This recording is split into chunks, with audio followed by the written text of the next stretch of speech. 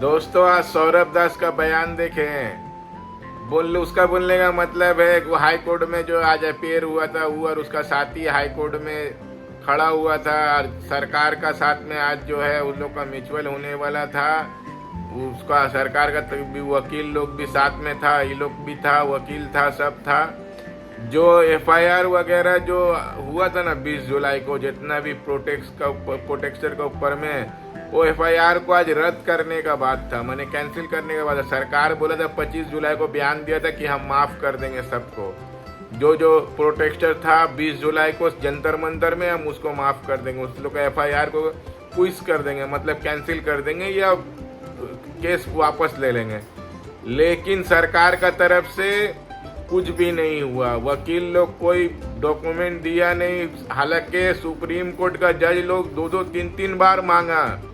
सरकारी वकील जो सरकार की तरफ से वकील खड़ा हुआ था, लेकिन उन लोग कोई भी अभी बोला हम सोचेंगे समझेंगे, मतलब बात को टाल दिया, विश्वासघात किया। सौरभ दास बोल रहा विश्वासघात किया है। उन लोग का मन नहीं है। जो भी जंतर मंतर में प्रोटेक्ट था, जो भी किया था, आज बात था उन लोग का एक्चुअल में कि जो प्रोटेक्टर जो मर गया था ना, जो प्रोटेक्ट किया था मर गया था, उन लोग को कंपनसेशन का और उन लोग का एफआईआर वापस लेने का बात था, लेकिन कुछ नहीं किया। न एफआईआर वापस लिया, ना कोई कंपनसेशन दिया, बात को टाला, बस वही टाला। हालांकि सुप्रीम कोर्ट 3-4 बार मांगा, 2 ऑप्शन भी दिया, लेकिन किसी को कुछ नहीं माना। सौरभ दास का पूरा बयान सुनिए, आप लोग को समझ में आ जाएगा क्या बोल रहा सौरभ दास। सबसे पहले तो पूरा कॉकरोच जनता पार्टी एंड देश के सारे युवा झारखंड के स्टूडेंट्स को बधाई देना चाहते हैं। उनकी बहुत बड़ी जीत हुई है।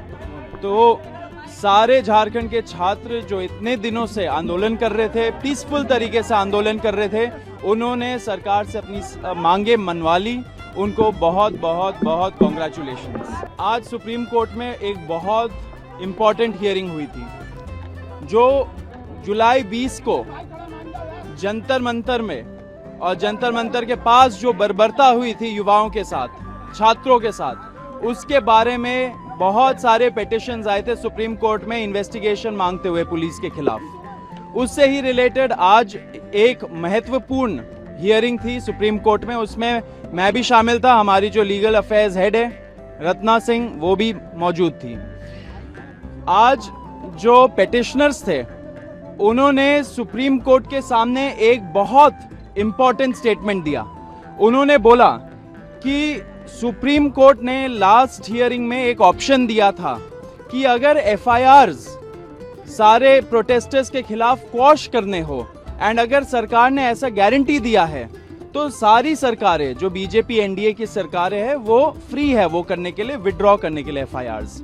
कोर्ट ने एक और ऑप्शन दिया। कोर्ट ने बोला कि हम सुप्रीम कोर्ट के तरफ से आर्टिकल 142 जो होता है कंप्लीट जस्टिस करने के पावर्स, उसको यूज करके सारे एफआईआर्स को हम सुप्रीम कोर्ट के तरफ से सब एक साथ ही क्वॉश कर सकते हैं अगर आप चाहे तो आज जो पिटिशनर के साइड से लॉयर थी वृंदा ग्रोवर जी, उन्होंने एक स्टेटमेंट दिया, बोला कि सुप्रीम कोर्ट को आर्टिकल 142 पावर यूज करके सारे जो एफआईआर्स है प्रोटेस्टर्स के खिलाफ वो क्वॉश कर देना चाहिए एक बार में। तो एक झटके में सारे एफआईआर्स देश भर में वो समाप्त हो जाते हैं। साथ साथ वृंदा ग्रोवर जी ने यह भी बोला कि सरकार को भी इस पे कोई भी ऑब्जेक्शन नहीं होना चाहिए, क्योंकि जुलाई 25 को जब हम लोगों ने प्रोटेस्ट कॉल ऑफ किया था तो पूरे देश भर के सामने नेशनल मीडिया के थ्रू हमारे साथ बैठ के प्रेस कॉन्फ्रेंस में जो सरकार के रिप्रेजेंटेटिव्स थे जेपी नड्डा जी और जितेंद्र सिंह जी ने एक्सेप्ट किया था सारे डिमांड्स। उसमें यह भी डिमांड था कि एफआईआर स्क्वॉश होंगी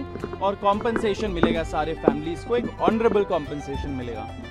तो जब ये उन्होंने स्टेटमेंट दिया सुप्रीम कोर्ट में वृंदा ग्रोवर जी ने, तो गवर्नमेंट ऑफ इंडिया की तरफ से कुछ रिस्पॉन्स ही नहीं आ रहा था। उन्होंने बोला, सरकार का यह बोलना था कि हम सोचेंगे इसके बारे में, हम देखेंगे कि कैसे हो सकता है। सुप्रीम कोर्ट तक आज सुप्रीम कोर्ट के जजेस ने 3 बार बोला कि आप हमें एक एफआईआर का लिस्ट दे दीजिए, सारे स्टेट्स को एक एफआईआर का लिस्ट दे दीजिए, उसमें जो बहुत संगीन अपराध के क्रिमिनल्स हैं, अगर ऐसे कोई असामाजिक तत्व आए थे हार्डेंड क्रिमिनल्स जिनके खिलाफ रेप, मर्डर, डेकॉइटी ये सब लगा है, तो उनके एफआईआर्स एक सेपरेट कर दीजिए, एंड जो प्रोटेस्टर्स के खिलाफ एफआईआर्स है उसकी आप लिस्ट दे दीजिए। जब वो लिस्ट मिल जाएगी हम लोग सारे एफआईआर्स को क्वॉश कर देंगे। लेकिन सरकार मान नहीं रही है। सरकार ने कमिटमेंट आज नहीं दिया सुप्रीम कोर्ट को कि वो ये देने वाले हैं। सुप्रीम कोर्ट ने 3 बार सरकार से आज बोला कि आप हमें ये लिस्ट तो देंगे तभी तो हम क्वॉश करेंगे। तो सुप्रीम कोर्ट भी चाहती है कि छात्र को, युवाओं को प्रोटेक्शन हो, उनके खिलाफ जो एफआईआर्स हुए पूरे देश भर में उसको हटाया जाए, विड्रॉ किया जाए, क्वॉश किए जाए। पेटिशनर्स के साइड भी जो है वो भी चाहते हैं ये हो, लेकिन सरकार का मंशा ये नहीं है। सरकार डिले कर रही है, सरकार डिले गेम्स खेल रही है हमारे साथ। ये छात्र बिल्कुल बर्दाश्त नहीं करेगा।